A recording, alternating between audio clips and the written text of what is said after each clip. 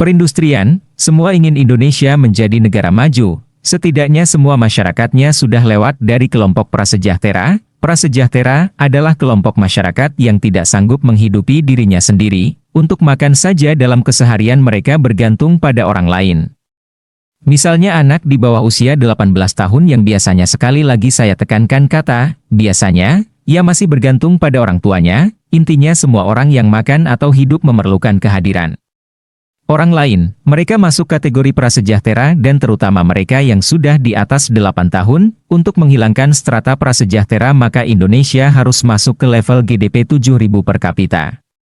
Dan untuk ke arah sana, 7.000, saya belum lihat sumbangan Menperin dalam 4 tahun ini. Artinya memang menterinya nggak paham, bisa jadi salah spesifikasi menterinya, under capacity. Ini kritikan kejam yang saya harus berikan. Bagi saya ukurannya sederhana. Dibanding 10 negara ASEAN saja, kita ranking terakhir dalam hal manufaktur.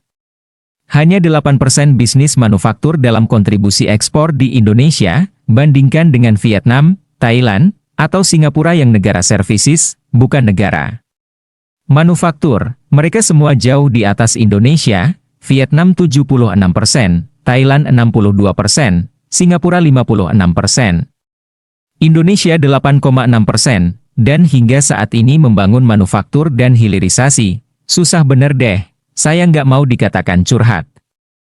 Saya itu sudah dari 2013 mau membangun smelter dan refinery, lahan ada, raw material ada, cari modalnya amit-amit. Ban mana yang mau biayai dan ban mana yang mengerti industri, nggak ada, semua hanya paham kredit rumah sama kredit motor. Sudah, itu aja, paling jauh KWR itu pun minta usaha yang sudah jalan, terang saja nggak bisa tumbuh industrinya.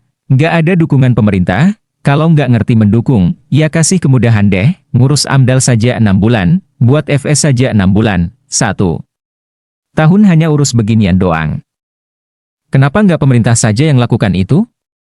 Pengusaha tinggal pakai sarananya, sudah ada AMDAL, sudah ada FS, seperti supermarket, semua sudah dibuat studinya, tinggal swasta pakai. Yah, sekali lagi, pemerintahnya nggak paham sih ya. Kasihan benar, dari 250 juta memang nggak ada yang bisa ngelola perindustrian memangnya ya. Oh, ada yang protes dengan kritikan saya, nggak apa-apa. Saya kasih sebuah bukti lagi. Tahu yang namanya atau istilahnya steel consumption? Pasti tahu semua kan?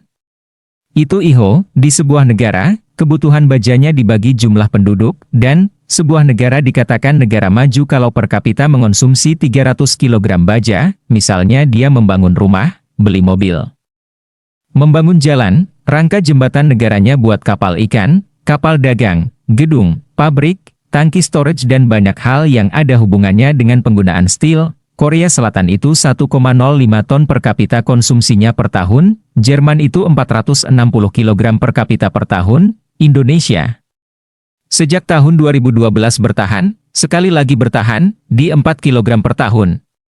Sudahlah, saya malas melanjutkan, emosi. Anda tidak bisa dikatakan menjadi orang kaya, kalau Anda belum memiliki sesuatu yang tidak bisa dibeli uang.